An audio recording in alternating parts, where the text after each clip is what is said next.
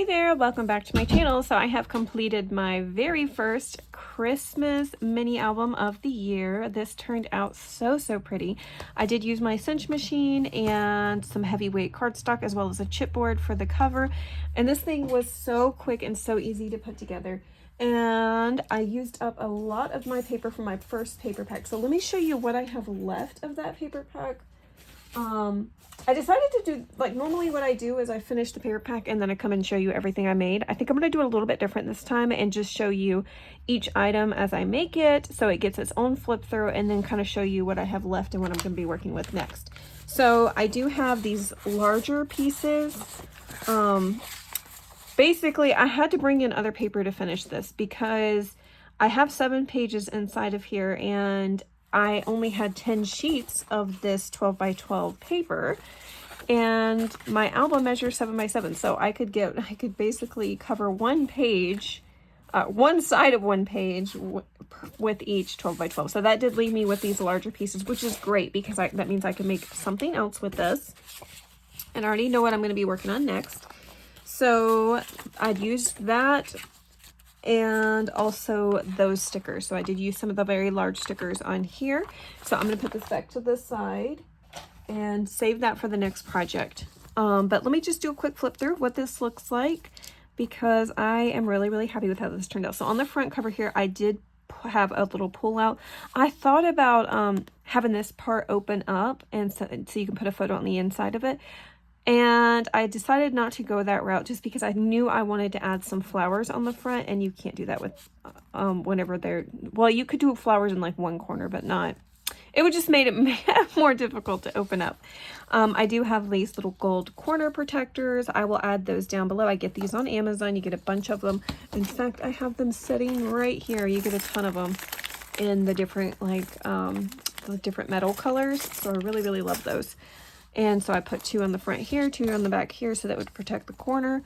And I did just add, I used ribbon to make the closure, and I have some little gold eyelets there.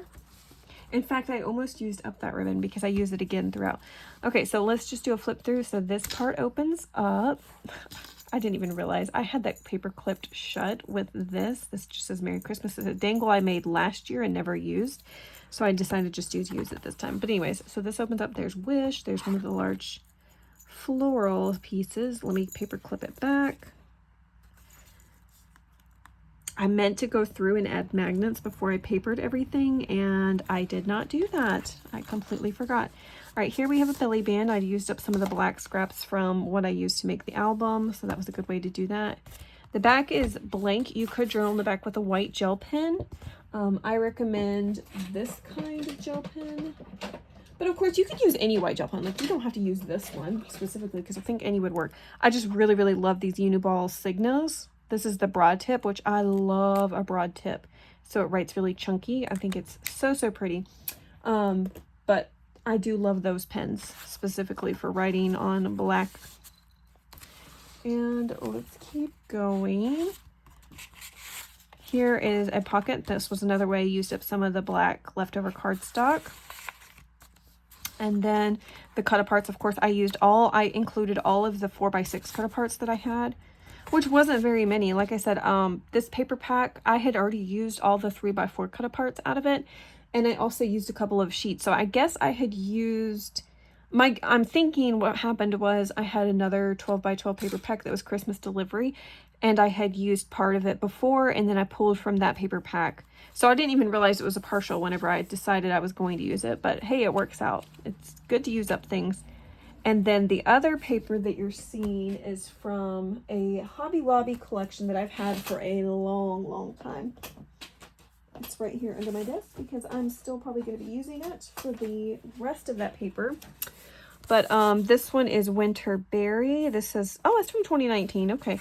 But I think I bought this pretty soon after I had moved to Rhode Island. And I've been here almost 5 years. So, but yeah, I only have a few sheets left of this. So I used quite a bit of this, which I've been pulling from this, like I said, for a long time. All right, and then let's keep going. So this page, so this opens up. There is Velcro dots here to keep this closed. You got journaling space here. And this is also a waterfall. So this, the actual black piece measures 4 by 4. So you could do 4 by 4 photos if you cover up the entire piece. I would recommend trimming off about 1/4 of an inch and off of 2 sides, and then you would have the perfect fit for this. But let me just show you what the waterfall looks like. So really, like 3.5 by 3.5 photos would work really, really good for this. Or is it 3 3/4 by 3 3/4? I think that's the size. Let me cut down. Well, I don't want to cut down that. Let me grab something real quick to just, I'll just use this gold piece right here because that way you can kind of see, figure out the exact size. Yeah, 3 3/4 by 3 3/4 would be a really, really good fit. I'm going to leave this inside of here because you know what? That would be good to use to measure out what size photos belong on that. So I'm just going to include that as like a little freebie. It could be used to trace around for photos. Okay, and let's keep going. So here we have another. So these large stickers I did, I used this EK Tools. This is like a powder that you can put on the back of stickers to make them not sticky anymore. And so I used it on the top of these large stickers so that you can easily slide things in and out from behind it. I'll link some of this down below if I can find it on Amazon. I filmed this at Tuesday morning a long time ago and I love it. And as you can see, I still have so much left of it after using it all these years. All right, so there's that. Okay, so this page is actually a large pocket page, so it does have a slide out piece that you could put photos on. And then it just slides down in the page. And that's that. So that is the super easy mini album I made just using my cinch machine. It's so, so pretty. And I think it would look lovely like laying on your coffee table at Christmas or just displaying your favorite Christmas photos. So I'm really, really happy with how this turned out. I will have this eventually up in my Etsy shop. Hopefully by the time this video goes up, I'll be able to have it listed. But yeah, I just wanted to share my first project that I've made so far and maybe give you some inspiration to use your cinch machine and make some beautiful albums that would be great for craft fairs even. Because honestly, this kind of album does not take a lot of time since you're not worrying about the binding and all that. You can really focus on just making a bunch of them at one time. So like I said, this did not take me a lot of time. And I think even doing like little 4x4 mini albums and stuff like that would be really, really cute. My reason I did 7x7 was, first of all, I have in my stash, I made this years ago. I started making this, as you can see, like I didn't even put the paper all the way to the end. Basically what I did was I built the base of the album and then I decided to go through and add papers to it. But I had never finished this. In fact, I don't think I have this paper anymore. I'm pretty sure I used up all the paper that I had in here. And so this album never got completed. It's been sitting in my unfinished project basket for years. And so I really need to just find some coordinating paper and try to finish this up. But I really, really, really loved the size of this. So you know what? I was like, I'm going to make this, and this one actually has magnets in it.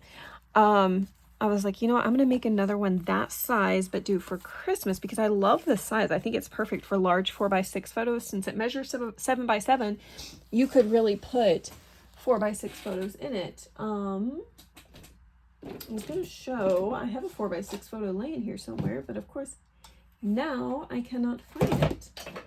But you know what? This right here is I had 4x6 cut aparts in here, so you could kind of see it. But yeah, you could literally use a whole 4x6 photo and put large photos in here, and then you'd have a spot underneath it to even journal about, or even put little 2x2 photos. I thought that would be really cute. But yeah, that was my inspiration for doing it this size, just because I wanted to be able to use 4x6 photos. I wanted to use up those 4x6 cut aparts at the same time because I didn't want to, leave anything in my stash from this paper collection. I'm going to be honest with you. This is one of my least favorite Christmas collections that I have ever used. I'm not a fan of this Echo Park special Christmas delivery one. There were some cute papers in here, but overall I felt like the papers were not very, very cute. And also, I don't know, just the